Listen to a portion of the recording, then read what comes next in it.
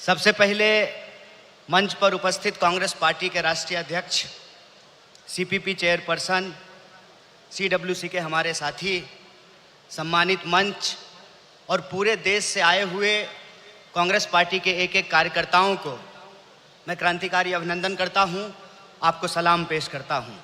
दोस्तों, आज हमारे लिए बहुत गर्व का विषय है कि हम लोग एआईसीसी के सेशन में शामिल हो रहे हैं और ऐसी जगह पे शामिल हो रहे हैं जो अपने आप में एक ऐतिहासिक जगह है, इस देश के निर्माण में जिसकी बहुत बड़ी भूमिका है। और हम गुजरात में ये एआईसीसी सेशन इसलिए कर रहे हैं कि गुजरात में स्वतंत्रता आंदोलन की जड़ है। गुजरात वो भूमि है जहां हमारे राष्ट्रपिता महात्मा गांधी, सरदार वल्लभ भाई पटेल जी, दादा भाई नौरोजी जी का जन्म स्थान है, उनकी कर्मभूमि है। तो जब यहाँ पे एआईसीसी सेशन हो रहा है तो हमारा उद्देश्य यही है कि हम अपनी जड़ में जाएं, अपने जड़ को मजबूत करें, क्योंकि हमारे सामने एक बहुत बड़ी चुनौती है। चुनौती ये है कि हम आज़ादी के आंदोलन में शामिल हुए, देश को आज़ादी मिली और आज़ाद भारत के निर्माण में कांग्रेस पार्टी ने बहुत बड़ी भूमिका निभाई। पहले हमारी जिम्मेवारी देश को चलाने की थी, आज हमारी जिम्मेवारी देश को बचाने की है। यह भूमिका हमको अपने आप में समझनी पड़ेगी। देश को चलाने की जिम्मेवारी ऐसे थी कि देश आज़ाद हुआ, देश का संविधान बना और उस संविधान के आधार पर भारतीय लोकतंत्र फलना फूलना शुरू किया। कुछ दशकों के बाद कुछ ऐसी शक्तियां आज सत्ता पर काबिज हुई है जिन्होंने आज़ादी के आंदोलन में हिस्सा नहीं लिया।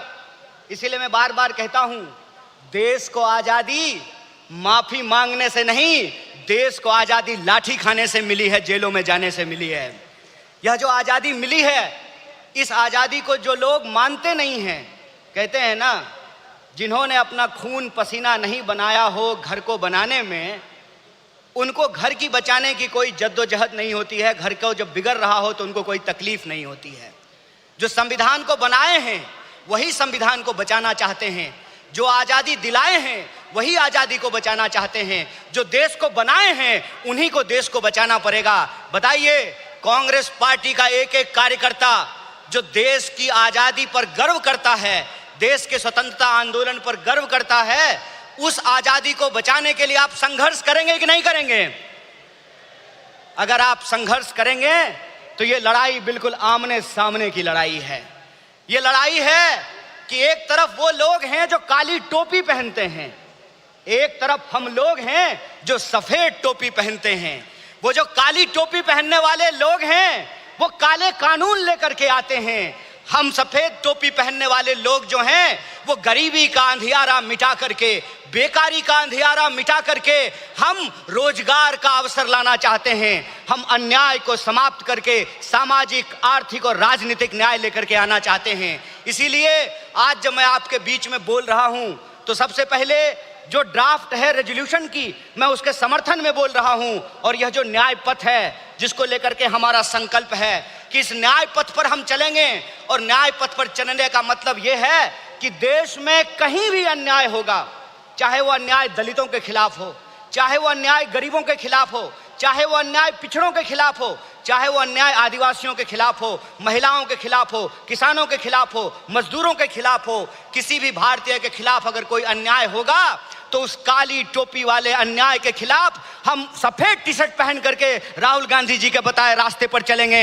हम न्याय का योद्धा बनेंगे और न्याय का जो हमारी पहचान है, न्याय का जो हमारा ये सिंबल है, उसी से हम इस देश को बचा सकते हैं।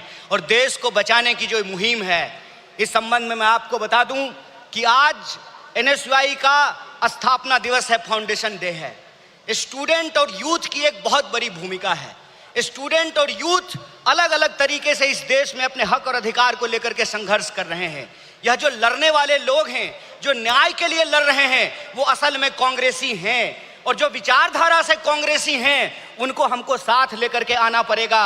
और मैं कांग्रेस के एक एक कार्यकर्ता को धन्यवाद देना चाहता हूं कि आप इस दौर में कांग्रेसी हैं जब लोग गद्दारी कर रहे हैं, कांग्रेस पार्टी के साथ बेवफाई कर रहे हैं, चंद दौलत के लिए, चंद सिक्कों की खनक के लिए अपनी पार्टी से गद्दारी करके उस विचारधारा से समझौता कर रहे हैं, उस वक्त आप कांग्रेस का झंडा थाम करके खड़े हैं। आप सिर्फ कांग्रेस के कार्यकर्ता नहीं हैं, इस देश को बचाने वाले आप जो है सेनानी हैं। जो स्वतंत्रता आंदोलन इस देश को मिला है, स्वतंत्रता सेनानियों ने जो स्वतंत्रता हमको दिलाई है, उस स्वतंत्रता को बचाने वाले आप संविधान सेनानी हैं। इसीलिए मैं आप सबसे अपील करने के लिए आया हूं कि ये आमने सामने की लड़ाई है, ये विचारधारा की लड़ाई है, और इस दौर में हमको उस रास्ते पे नहीं जाना है जो आसान रास्ता है, जो लालच का रास्ता है, जो कुर्सी का रास्ता है। मैं कहता हूं कि इतिहास ने हमको मौका दिया है, कांग्रेस पार्टी ने हमको मौका दिया है, तो हम एमपी एमएलए बनने की कोशिश जरूर करें, लेकिन हम जिस दौर में रह रहे हैं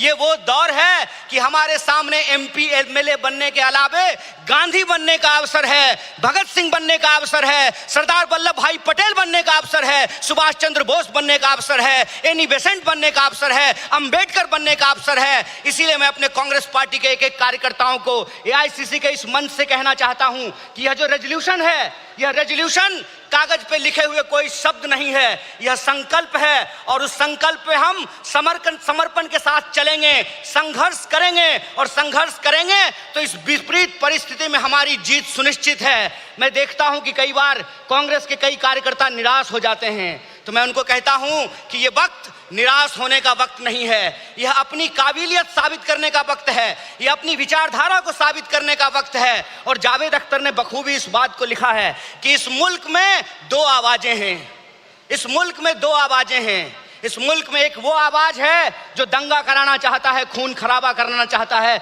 नफरत फैलाना चाहता है, और एक वो आवाज है जो मोहब्बत और न्याय की आवाज को बुलंद करना चाहता है। इसीलिए हम कहते हैं कि मुझे पामाल रस्तों का सफर अच्छा नहीं लगता, जिस दर जाते हैं लोग उधर जाना अच्छा नहीं लगता।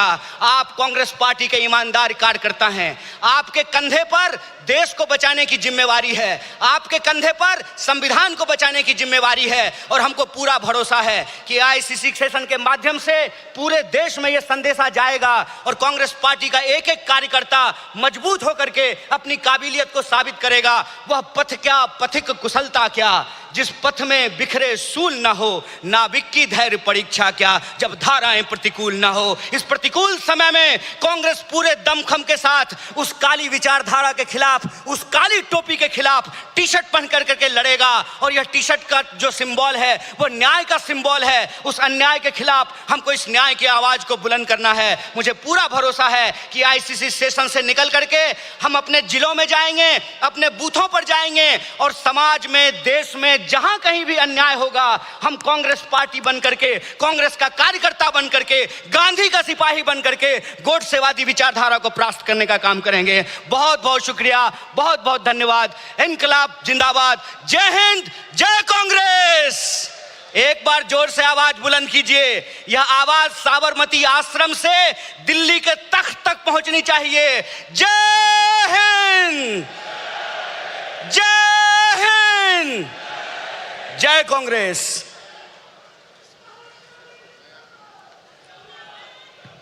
अब इंदिरा मीना